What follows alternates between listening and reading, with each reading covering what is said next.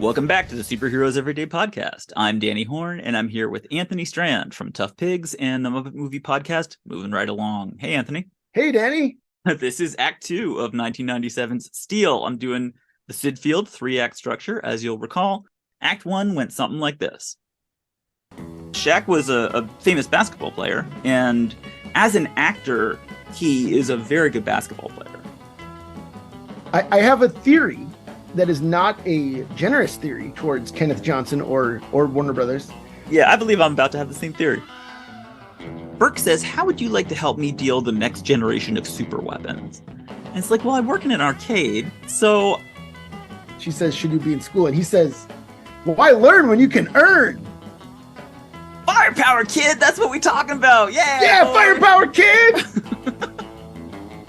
Just giving guns out to at-risk youth, putting them even more at risk. Yeah! He's taking her out of here! She doesn't get to finish rehab! Like, yeah! All right, let's get into Act 2, which is our introduction to the junkyard. Shaq, smiling and mugging away for the camera, just airlifts Sparks in her wheelchair to Los Angeles, and he's just grinning away like he's a genius, just watching a complicated plan come together. He brings her to the magical junkyard, which is basically Pee-wee's Playhouse, just like full of art projects. Yeah, that's a good word for it. Yeah, it's very like sculpture. Yeah, that have been made out of whatever junk is there. Found item sculpture. Exactly. And we are going to make futuristic weapons, it turns out of like rusted parking meters and old pots and pans, broken public telephones, basically like whatever Johnny breaks as part of the natural course of his day. Public phone, a window, like whatever he's managed to smash, that comes over to the junkyard and they turn that into something. He is bringing Sparks here because he has a plan for how they're going to get these weapons off the street, which is to make their own. And here is where we meet Uncle Joe. Do you want to talk about Uncle Joe? Sure, yes, I do. Uncle Joe is played by Richard Roundtree. Who is Shaft. He's Shaft, right? Like easily that's what he's best known for. Yes. Here. And I mean, I think can we talk about the Shaft joke now as long as we're talking about Richard Roundtree? Yeah, let's do it. They're gonna make Steel's hammer in a few minutes. Mm-hmm. They're making the hammer, and Uncle Joe says, I especially like the shaft. And then Sparky and Johnny look at him and roll their eyes as though they get the joke. Yes. Like they look at him and he says, what? And it's like in universe, they both know that he starred in the Shaft film series. It's very strange. When they brought back Shaft starring Samuel L. Jackson in 2000, Richard Roundtree is in it playing the original Shaft. And when they brought back Shaft again in 2019, yes, starring the actor Jesse T. Usher as JJ Shaft, when they brought that back, Richard Roundtree and Samuel L. Jackson are both in it. So it's just like this escalating like team. When they remake it again 10 years from now, we'll have like all three of them. And I think he's pretty good in this. I think he's pretty fun in this movie. He doesn't really get anything interesting to do, but I enjoy his performance. Sparks is saying, I don't see how we can possibly build complicated things here in this terrible junkyard. And Uncle Joe puts down part of a computer, and Sparks is very excited. And she says, that's a mainframe 7200 IBM, which it's nice that we have that now. She says, like, where could you possibly have gotten this? And he does a cute little routine about how it fell off the back of a truck. You wouldn't believe what kind of stuff just falls off the back of a truck. Sparks is charmed by this. And she says, okay, I'll make a list of things that you should go out and source. So now Sparks is part of a criminal enterprise. It's true. These three are now about to become domestic terrorists. There's no other way of discussing them at all. They are terrorists now. The thing that's about to happen is we are going to build our own weapons factory. These futuristic weapons are too powerful for people to use. And so we are going to build our own version of them using whatever scrap metal we can source. Going to war. Sparks is a genius, is the idea. And she can basically build any. She's the professor, I'm going to say, from Gilligan's Island. who can just build anything out of anything. So that's what's happening. She is something else. Sparky gets to work building stuff. Johnny's there, and Uncle Joe says she's something else, which she is. Johnny looks at Sparky. Sparky looks over at Johnny. They smile at each other. Uncle Joe says, and this is just going to be indescribably tedious from now on. This is now when officially this is a love story starring people who do not and will not touch each other. Here's Martin walking into Dantastic, which is apparently now an actual arcade, because now there are kids in it. Back to being an actual arcade. Back to being an actual arcade. Yes. There are kids in it who are playing arcade games. There's some more Martin dialogue. This place is on hit, man. I'm gonna own a spot like this one day. Isn't this where Martin says CREAM, cream? Isn't that the scene? That's coming up. I will let you know when he does cream.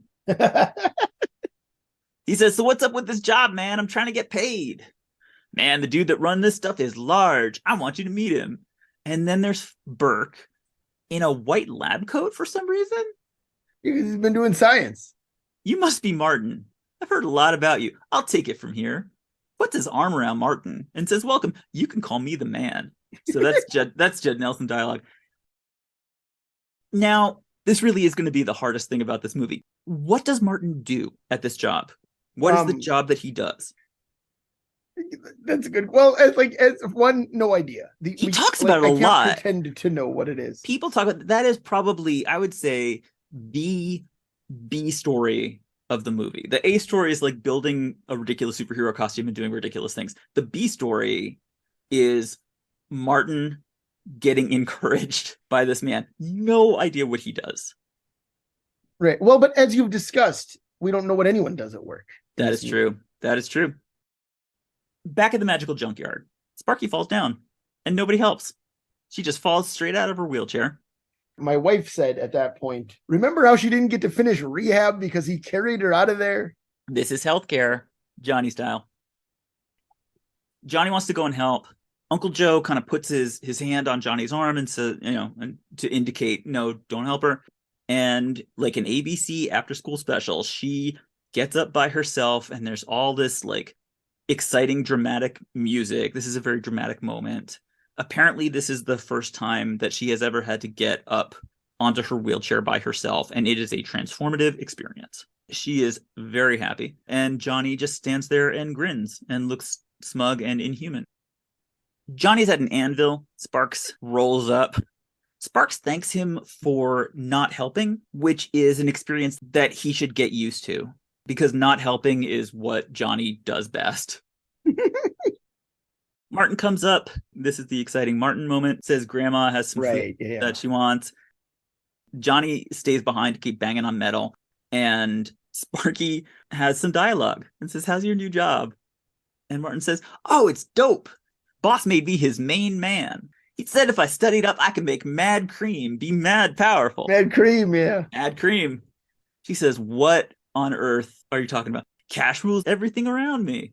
Which I think is, it's one of those things that like Kenneth Johnson definitely didn't make that up, right? There's actually a story. Kenneth Johnson went to, I think he went to LA to hang out with black kids for a day. That's part of the production story. Yeah, makes sense. Yeah. He went and hung out with some kids and got slang. I'm not qualified to judge the accuracy of the slang. It sounds adorable to me. Martin tells Sparks, you blow up at my job, which is probably true. That is the thing that happens over at Dantastic. People do blow up. That's true. Then we get a training montage. Johnny is at the foundry. He's like still making shit. Sparks is playing with the computer. She has now assembled this IBM mainframe, whatever. And they're playing this song that I cannot stress enough that one of our heroes is in a wheelchair. Yeah. And the song playing during this montage goes, stand up. Come on, stand up. You're getting stronger by the hour. This is a song. This is the big song from the movie Steal Yourself, which was written by Kenneth Johnson. Oh, that makes sense. An auteur Renaissance man. Sparks' computer, which she has created, is stocked with top secret info. Uncle Joe is doing, I don't know what the hell what. This is when we get a shot of Shaq's tattoo, the Superman S, with Man of Steel written around it. We'd actually seen it before in a prior scene, but they act like it's a big reveal. And then there's the Secret Santa scene, which I love, or really the first of the several Secret Santa scenes where they each reveal to each other the thing that they've been working on for a while, because they haven't discussed this. This isn't a plan that they've put together. Right. They're just like, I'm going to make a thing. I'm going to make a thing, but I'm not telling you what the thing is until we have this great Secret Santa moment where I'm going to show it to you. So she gives him like a little transceiver to put in his ear, and she has a hammer. And she said, of course, I designed it to do more than pound things. So then Steele says, like, it's time to make the final piece. And he pulls the helmet out of the furnace. And Uncle Joe says, well, I'll be damned. John Henry Irons has turned himself into the Man of Steel. He's going to take his helmet and suit and the little transceiver and the hammer. He says, sometimes you got to fight fire with fire. And it's like, yeah, that's what weapons development is for, dude. You quit that job. He has now figured that out, that you need to actually build weapons if you want to hurt people. Johnny's doing his field test. Here's Thomas and Martha Wayne coming out of the theater. They have just seen a play. Up comes a guy with a knife to steal her purse. He takes it. Pearls go everywhere. It's too bad that they don't have a kid with them, because that would give Steele somebody to team up with later on. Right, it's true. Mugger takes off, stops at a construction site. The mugger takes money, throws the wallet away, and then he hears the voice of Shaq. Not a nice way to treat somebody's family pictures. And then I like this scene because this is the first of many scenes where a character just stays in the scene way longer than they should. There's no reason for the mugger to continue this conversation, which he continues for a very long time. People in LA, they're good at meetings, but they're not good at hanging out first. He's like, what? Who's that? I'll shank you, man. And it's just, give them their stuff back. We won't have a problem. I ain't got no problem. It's like, dude, what do you have to gain in continuing this discussion? What are you up to? And then here comes Steele. Dun, dun, dun, dun. Shot from below. We see him in his amazing steel outfit. The mugger falls down with surprise. And Johnny, this is actually the big special effect of the movie. The mugger falls down and Johnny bends over and picks him up, as if it is possible for him to bend over in that suit. Right. Like, percentage chance of him actually being able to bend over in that suit, I feel like, is pretty low. Can we talk about the fact that this mask doesn't cover his whole face? Yes. Because yes, in the comic, Steele's mask covers his whole face, just like Iron Man, right? Mm-hmm. It's like you're in a metal suit, you're encased in a metal suit. Yep. That's the whole, like, Steel. I mean, we talk about Steel being Black Superman, right? But essentially he's actually Black Iron Man, or he's DC version of Iron Man, right? I mean, because it's like they both don't have superpowers. They have this metal suit. But like the whole appeal of being in a metal suit is that you are entirely encased in a metal suit. And in this movie, he just has like a video game controller mask. It's a Magneto helmet that that leaves your eyes and your chin and most of your face. And his whole like chin and neck exposed. Like he could get shot in the neck, you know? Yeah, that doesn't occur to anybody to shoot him in the chin, where he's obviously vulnerable. One of the many good decisions that the Iron Man movie made, despite it being Robert Downey Jr.'s big comeback movie star role, is that when he's in the suit, he's just in the suit and they show his face in there sometimes. Right. So you can still see him. You, the audience, can still see him. Right. But in this one, they don't think of that. Yeah, no. Well, they want us to see Shaq because he's such a good actor that they want us to be able to see the kind of subtle things that he's doing with his face. Before we move on, can we talk about the fact that the mugger is Academy Award nominee John Hawkes? Please do. I don't know who that is. Who is that? Okay. So he was on Deadwood. He was a regular on the show Deadwood. He was Saul. He was Timothy Oliphant's sidekick on Deadwood. That's kind of how he broke out. Yeah. But then he was Oscar nominated for his role as Jennifer Lawrence's uncle in Winter's Bone. Since then, he's been in like The Sessions with Helen Hunt, 3 Billboards Outside Ebbing, Missouri with Frances McDormand, like another big Oscar movie. Yeah. And like he's just like a character actor who works all the time in like pretty prestige-y kind of stuff. He had a recurring role on Lost because everyone from Deadwood was on Lost at some point. He's just one of those guys that like I think of as like an important character actor because that's what my brain is like. But I also think of him as the mugger from Steel because that's where I first knew him. Tell me about his performance here. He's bad. I would not call this his best work. I don't know that the movie gives him any kind of material to work with, right? He's just like, all he has to do is be like, hey, yeah, kind of. There's a thing, I read an interview with a soap opera actor who said that the hardest thing about acting in a soap opera is to figure out why you're staying in the room. They have these conversations on soap operas, and this conversation needs to go for 4 minutes until the next commercial. It's like, we have already finished our conversation. You've offended me. I should probably not be in this room anymore. But the acting for them is just figuring out, how do I stay in this room? And that is exactly what the mugger does. Like, for some reason, he's going to stay in this situation. Steele takes him, puts him up against the wall, drives a spike through his jacket, I guess, like through his outfit, and kind of leaves him hanging there. And he's like, hey, it feels like he could just take his jacket off and just say goodbye to the jacket and move on. But you're right. Hard to say.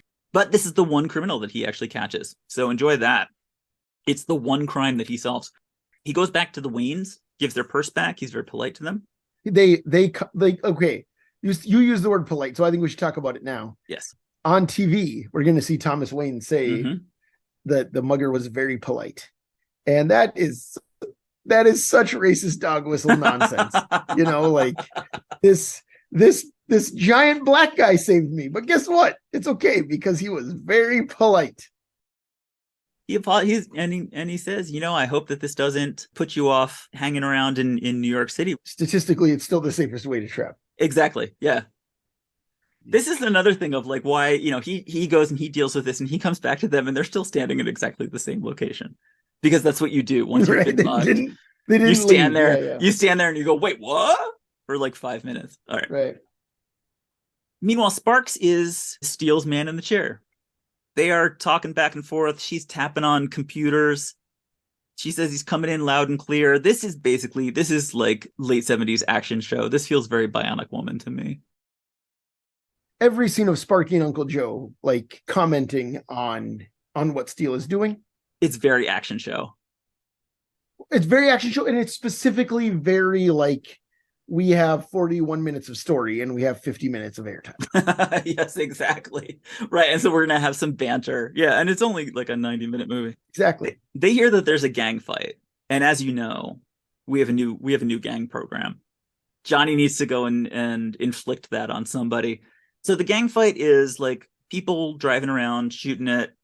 I have a hard time with the personnel of this gang fight. It's hard to say exactly who's who, but I believe there are some guys in a car who are chasing around some guys who are running around and shooting at them.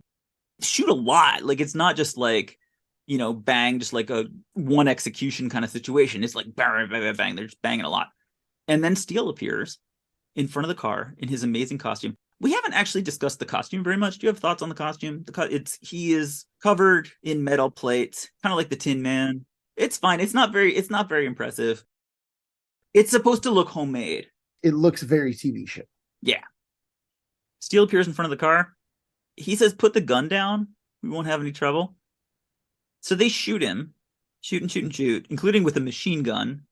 They do not hit his chin or his neck. Exactly. Yeah. They're indiscriminate. And therefore, this does not hurt him at all. He kind of like tuts and wags his finger at them. He wags his metal finger. It's so stupid. I love it so much. So here's another crime problem. These are more crime issues. What should these people do at this point? Leave the vicinity. That would be the obvious thing. Not only are you involved in a crime, but you're being very, very noisy. I do have to say, for these guys, nobody yells their own name. So that's, they're 1 point ahead Slats, but... Right, although Slats is going to do it again in a few minutes. I know he will. They decide to run this guy over. That's their crime decision, is what they need to do right now is run him over. And so they run at him. and he says it's hammer time, and he uses his sonic blast. Yes. To stop the car. They still don't leave the area. Like, people in Hollywood just don't like saying goodbye. This is what I'm seeing here. The other gang guy, the ones who are being chased around, they're like, wait, what should we do? Like, hey, he helped us. Like, maybe we should help. No, get out of the area.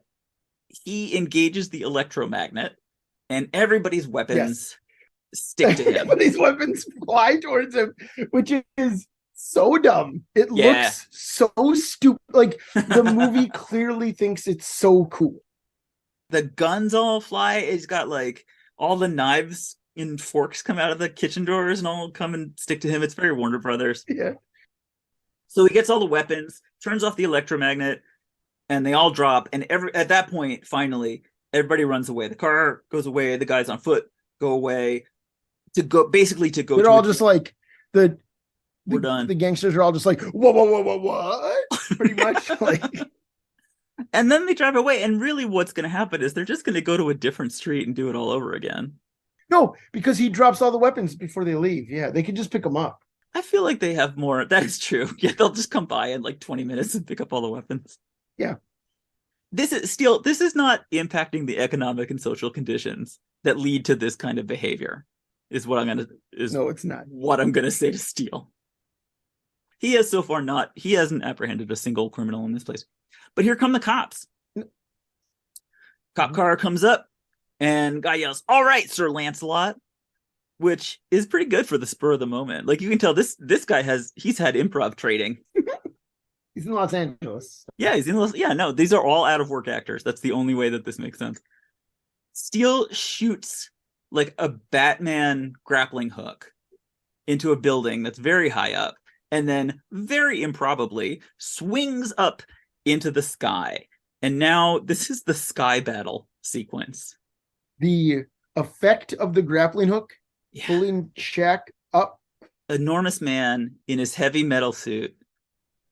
Like, clearly this is supposed to be like the upside down kiss in the rain. Where does he get these wonderful toys? Yes. Can you read my mind? Like, it's clearly supposed to be like a big hero shot in this movie. And it looks so stupid. Because Steele, awkward as a character, if you want to say like, oh, he's a cool character when he like comes around a corner and he looks all like covered in metal, like, that's fine. Don't lift him up in the air. Like, this is the character who very specifically should not be airborne. Right. He starts running across a roof. He's gonna jump from one roof to another. And Sparks is like, you're not gonna make it. Stop doing this. Sparks's computer is telling her, you're not gonna make this. I don't feel like I would need a computer in that circumstance. I would just say, stop doing what you're doing. You're enormous and you're wearing armor. This is like specifically the thing you cannot do. Right. He should fall down like a Wile E. Coyote. Well, now they're going to do that because then there's cops on the roof with guns all of a sudden. Unclear what grappling hook they shot up into the air to get them airborne as well. Steele jumps off the roof and tries to go down on a line again, and he ends up falling into a dumpster. But he's okay. Which is silly. Which is very silly. He gets out of the dumpster, and the cops are there. Now Johnny's on a motorcycle, and one of the cops says, "Whoa, cool," which is like the voice of the movie. Because they want the audience to agree. Yes. This might be the silliest thing in the entire movie. He's riding his motorcycle around, and now Sparks has to break into LA traffic management, a website. Well, that's what I love because it's like she can change traffic lights just because she has a computer. Like, yes, exactly. Yeah, that's what computers do. Yeah. And so there's a lot of drama over the next minute about how she's trying to get him all green lights so that he can keep riding his motorcycle. And he's like, I still got reds. And she's like, I'm trying. Because obviously what you care about in a chase scene is being able to follow basic traffic safety rules. Right. But I got a question for you, though. Yes. How do you feel about Joe Raposa? How do I feel about Joe Raposo? I love Joe Raposo, as you know. Because he is treated like dirt in this scene. In what way? Sparky says, "It ain't easy being green," which is, of course, a misquote of the famous Kermit the Frog song, "It's not easy being green." That is true. So I consider Joe Raposo to be a legend. I'm sure you do as well. Absolutely. And they can't even get his title of his song right. That is the problem. That is the problem with the movie. Problem with this scene. You are correct. Not just this scene. That is the number one problem of the movie, is misquoting Joe Raposo. I couldn't agree more. Johnny finally, he gets enough greens to arrive at the junkyard. And he's like, oh, they're right behind me. What's going to happen? And so Sparks, again, from her chair, is able to close the junkyard doors and then lift. And I believe that he does not know that the hideout door, that this big junk pile, is actually his new headquarters that he's supposed to drive into. Is that correct or incorrect, do you feel? It seems like he doesn't know. Yeah.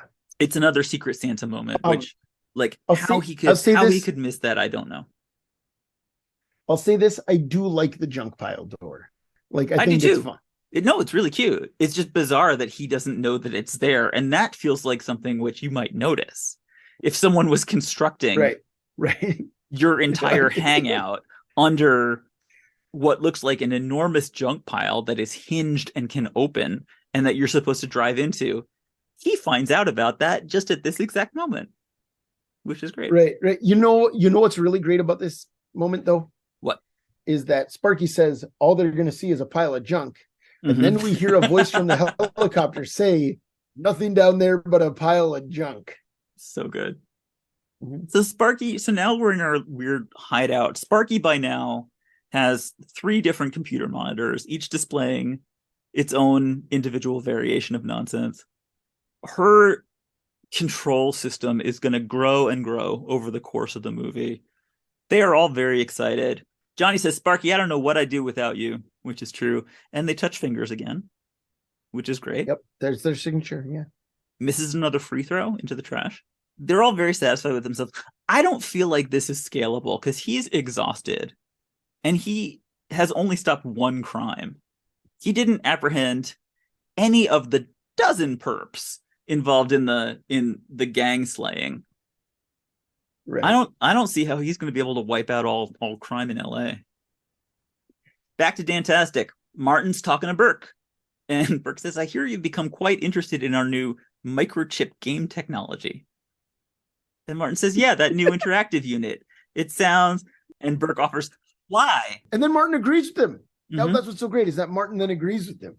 Yeah. Burke says fly. Yep. Which I think that I have to imagine Kenneth Johnson was like, is this still something the kids say? And he wasn't sure. So he has Burke suggest it first. He has Martin verify. Fly, yeah. What is Martin's job? Also, are they also inventing new microchip game technology at this place? At this arcade, in addition?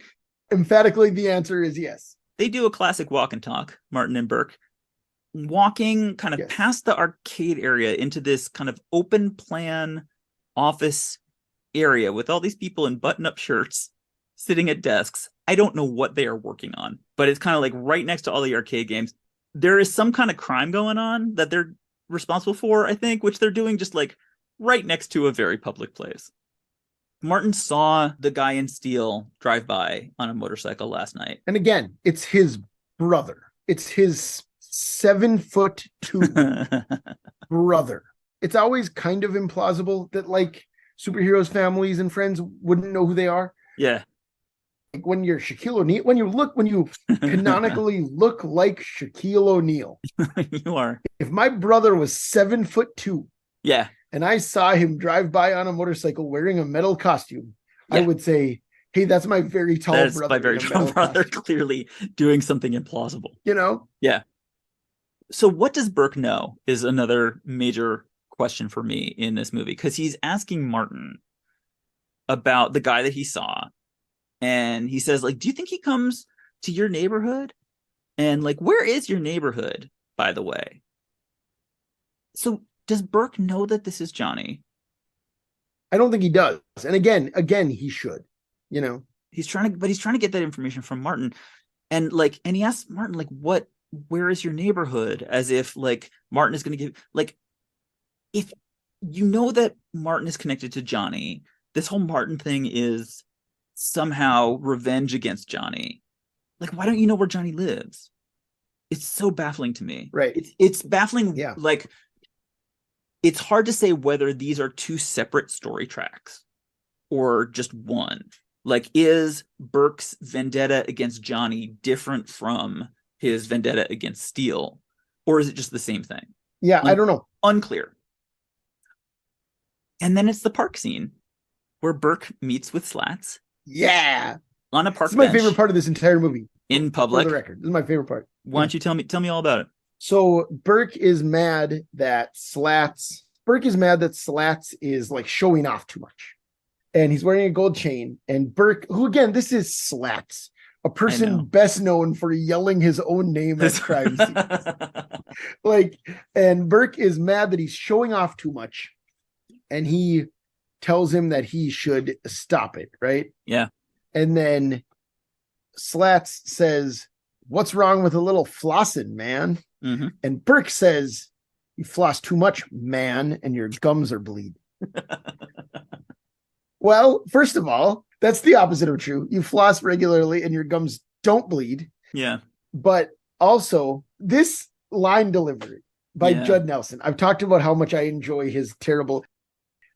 I'm glad that you just did it with the emphasis on man. Because that's what he does. Well, because it's so stupid. Because Slats says man. Slats says, "What's wrong with a little flossing, man?" He's like, "You floss too much, man. Man, your gums are bleeding." And here's the thing. Yes. Judd Nelson should have won 2 Oscars like the Joker for this movie. Much like the Joker won 2 Oscars for the film The Dark Knight and the film Joker. Right. Judd Nelson as Burke, the other great DC comics. There's kind of 2 great DC villains that everyone knows. I totally agree. The Joker and Nathaniel Burke. Super villain mastermind. He's so... This movie. I know. This is the part that I can't even find words to describe. And he says, maybe you'll end up just like Cutter. And then gives him the long stare. That classic Lieutenant Burke long stare. Right. And then he offers him a hot dog. Yeah, gives him a file. I don't know what the file is that he's handing him and why he's doing that right now. But he's acting like this is right, like they're in the CIA or something, and he's a foreign agent. Right. Yeah, and then gives him a hot dog, unasked for. But then do you remember what Slats says? I absolutely do. I don't eat no pork mess. I don't eat no pork mess. I don't eat no pork mess. Which like strongly implies to me that Slats is a practicing Muslim. Yes, he is. He doesn't eat no pork mess. And Burke says that's turkey mess. And Slats says, "Word? Why are you bringing him a turkey dog?" I don't know. What is happening in this scene? This is the greatest scene in the history of film. I totally agree. Not even close to anything else. There's no competition. No, there's Burke and Slats on the park bench, and then there's everything else in cinema. Right, exactly. That's how it works. Yeah. Singer's going to pick you guys up. Stay precisely on the schedule, says Burke. And Slats wants to know how much they're getting broke off. Burke says a lot. They have a little moment about Steele, crazy ass fool running around in aluminum foil. He then continues to describe him as sound like a tin man on steroids. The eternal line. Never underestimate your enemy. Keep your gold out of sight. Eat the hot dog. Don't be one.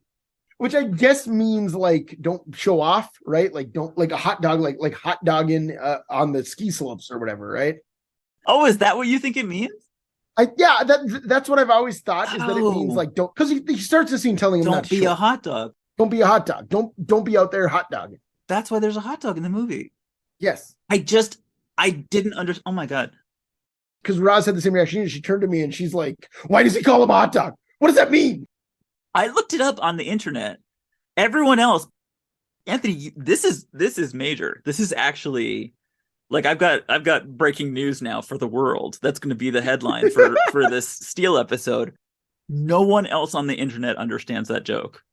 Like me and your wife and everybody else for decades has been baffled. You actually just explained it. Thank you so much. Once again, I've seen Steel a lot of times. You really have. You've had a lot of time to think. With that exciting show close, Act 2 stumbles to a close. I will be releasing Act 3 later on in the week. Here's what's coming up.